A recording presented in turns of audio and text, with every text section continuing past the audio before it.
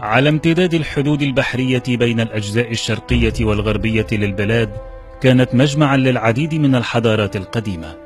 وخلال القرن 11 قبل الميلاد ظهرت مملكة سبأ بجانب 3 ممالك أخرى في البلاد، وهي حضرموت وقدبان ومعين. إنها جنة الله في أرضه وأساس العرب، والتي دعا لها رسول الله صلى الله عليه وسلم بالبركة. سنتعرف اليوم على حقائق مدهشة جمعها لكم فريق قناة المجلة عن اليمن السعيد.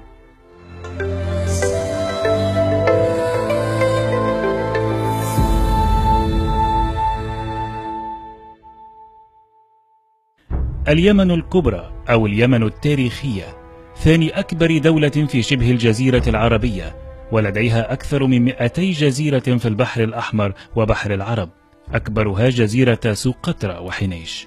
سميت اليمن بهذا الاسم لعدة أسباب، حيث ورد في الكتابات السبئية القديمة ذكر اليمن بلفظ يمنات، كما أنها عرفت ببلاد اليمن والبركة، أي بلاد الخير الكثير الذي لا ينقطع، والتي اشتهرت بإنتاج جميع المواد التي تستخدم في الطقوس الدينية القديمة مثل البخور واللبان.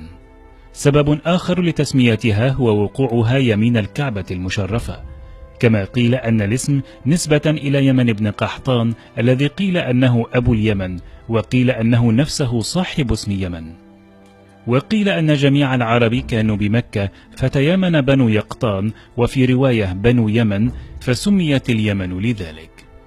ذكرت اليمن في الكثير من الكتب القديمة والتاريخية، منها التوراة وكتب التاريخ الإغريقي والروماني، ووصفت فيها باليمن السعيد، ولم توصف أي أرض في الدنيا بهذا الوصف غيرها، لتمتعها بوفرة في المياه والخضرة، ولطبيعتها الخلابة، ولأرضها الخصبة التي باركها الخالق سبحانه، ولأنها أيضا أرض لمعظم الأنبياء وأنصار الأنبياء، وكذلك لتعدد حضارتها المهمة في تاريخ البشرية. وهناك أيضا دورها وقصورها الفخمة، وكذلك جسارة وقوة شعبها الذي صنع من الجبال قصورا شامخة ومدرجات زراعية في قمم الجبال الشاهقة.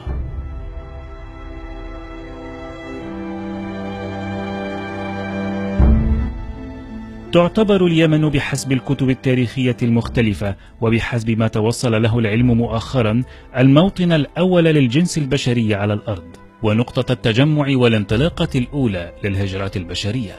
وتعتبر اليمن كذلك أرض العرب الأولى، فالشعب اليمني هو أصل الجنس العربي، واليمنيون هم أول من تكلم باللسان العربي، حيث إن قبائل اليمن الشهيرة مثل عاد وثمود وطصم وجديس وجرهم والعمالقة وأميم هي قبائل العرب القديمة التي انتشرت في الجزيرة العربية والعراق والشام ومصر وشمال أفريقيا والقرن الأفريقي. وظهر منها العرب العاربة قبائل قحطان، والعرب المستعربة قبائل عدنان. لذا فمن الخطأ اعتقاد أن عدنان مستعرب، فعدنان يعود إلى قبائل العرب القديمة التي قدمت من اليمن، لذلك فعدنان عربي يمني، وبالتالي فنبي الله إبراهيم عليه السلام عربي وليس أعجمي، وبالتبعية فإن الرسول محمد صلى الله عليه وسلم عربي وليس له أي أصل أعجمي.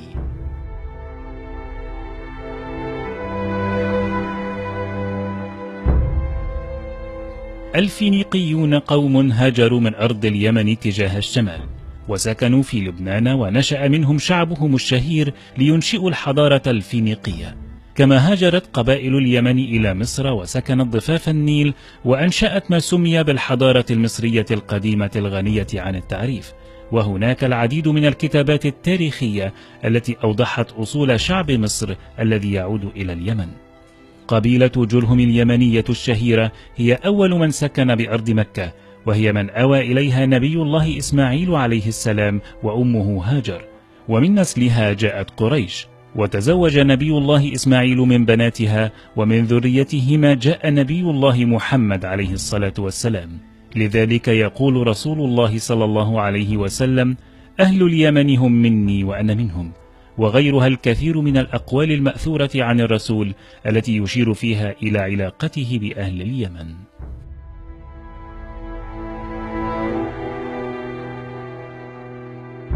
ذكرت اليمن في القرآن، وحملت سورتان من سور القرآن أسماء مناطق فيها، وهي سبأ والأحقاف.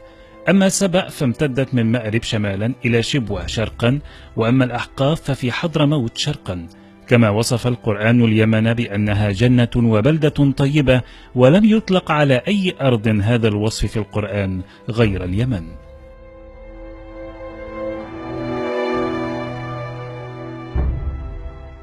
ملوك اليمن أول من لبس التيجان، ومن أشهرهم الملكة بلقيس التي ورد ذكرها في سورة سبأ. وهناك العديد من الشواهد التي ترجح أن ذي القرنين الذي ورد ذكره في القرآن الكريم كان أحد ملوك حمير التبابعة، ولم يكن أحد في العالم وقتئذ يضيف كلمة ذو في تسمية الأشخاص والمناطق غير العرب، وبالتحديد أهل اليمن، مثل ذو نواس الحميري والملك سيف بن ذي يزن والملك ذو رعين الحميري. وذو اسم ناقص وتفسيره صاحب، وجاء في معجمات اللغة العربية أن الذوون هم جمع ذو، وهي أسماء وألقاب اختص بها ملوك اليمن. كما أن كثير من مناطق وممالك اليمن القديمة حملت أسماء مسبوقة بكلمة ذو، وعلى رأسها مملكة سبأ وذو ريدان. كما أن المادة التي استخدمها ذو القرنين في بناء سد يأجوج ومأجوج وهي قطر الحديد لم يكن يستخدمها في بناء السدود غير أهل اليمن القدماء، فبناء سد مأرب القديم يظهر استخدامهم لقضبان اسطوانية من النحاس والرصاص في بناء السد. ويرى ابن كثير أن ذي القرنين أحد التبابعة العظام من الأذواء اليمنيين، حمير بن سبأ بن يشجب ابن يعرب بن قحطان ابن هود. ذكر القرآن الكريم العديد من القصص التي نال أرض اليمن ورجالها نصيب كبير منها، ومن تلك القصص قصة أصحاب الجنة وأصحاب الأخدود، وقصة إرم ذات العماد، وقصة نبي الله سليمان عليه السلام وملكة سبأ، وقصة سيل العرم وذي القرنين، وقصة أصحاب الفيل وأبرهة الذي حاول هدم الكعبة.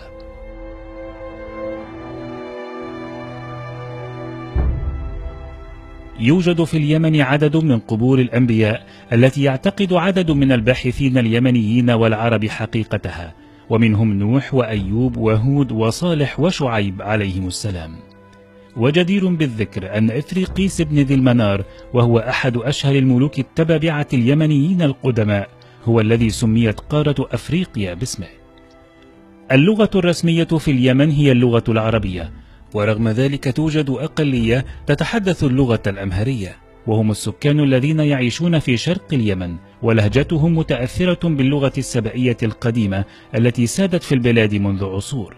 أما سكان هذه البلاد فإن غالبيتهم العظمى من سكان البلاد الأصليين، وهم يشكلون العشائر التي عاشت في البلاد منذ قديم الزمن، ومن أهمهم عشيرة همدان وحمير وكندا والمعافر وحضرموت، وقد تحضروا في الوقت الحالي، لكن لا يزال أكثر من نصف السكان يعيش تحت خط الفقر فيها. أما الديانة السائدة في البلاد فهو الدين الإسلامي، لكن المسلمين فيها منقسمون إلى قسمين: مسلمون سنة يتبعون المذهب الشافعي ويشكلون 65% من إجمالي عدد السكان، ومسلمون شيعة زيدية ويشكلون 35% من إجمالي عدد السكان. من أهم ما تشتهر به اليمن غناها بالموارد الطبيعية التي لم تستغل بالكامل بعد، ومن أهم هذه الموارد الذهب والرصاص والملح والنحاس والبترول والأسماك والفحم والنيكل، كما تشتهر بزراعتها للقطن والخضروات والعدس والذرة. باليمن توجد إحدى أجمل وأهم جزيرة بالعالم، سقطرى، وهي أرخبيل يمني مكون من 6 جزر على المحيط الهندي أمام سواحل القرن الأفريقي وبالقرب من خليج عدن، على بعد 350 كيلومترا جنوب شبه الجزيرة العربية. وتعتبر جزيرة سقطرى أكبر الجزر العربية واليمنية. ترجع شهرة الجزيرة وأهميتها التاريخية إلى بداية العصر الحجري وازدهار تجارة السلع المقدسة، حيث اشتهرت بإنتاج الند وهو صنف من أصناف البخور، وكذلك إنتاج الصبر السقطري كأجود أنواع الصبر. وتردد ذكرها بين شعوب حضارات العالم القديم التي كانت تنظر نظرة تقديس إلى البخور والمر والصبر واللبان ومختلف الطيب، وكانوا يسمون الأرض التي تنتج هذه السلع الأرض المقدسة. ولهذا سميت جزيرة سوقطرى عند قدماء اليونان والرومان بجزيرة السعادة. انعزال الجزيرة الطويل عن أفريقيا وشبه الجزيرة العربية خلف مستوى فريدا وغير مألوف من الاستيطان الحيوي عليها، وكذلك المستوى الاجتماعي لسكان الجزيرة، إضافة إلى وقوعها في موقع استثنائي من حيث التنوع الكبير في النباتات ونسبة الأنواع المستوطنة، حيث يوجد بها 37% من أنواع النباتات من أصل 825 نوعا، و90% من أنواع الزواحف، و95% من أنواع الحلزونات البرية غير الموجودة في أي منطقة أخرى في العالم.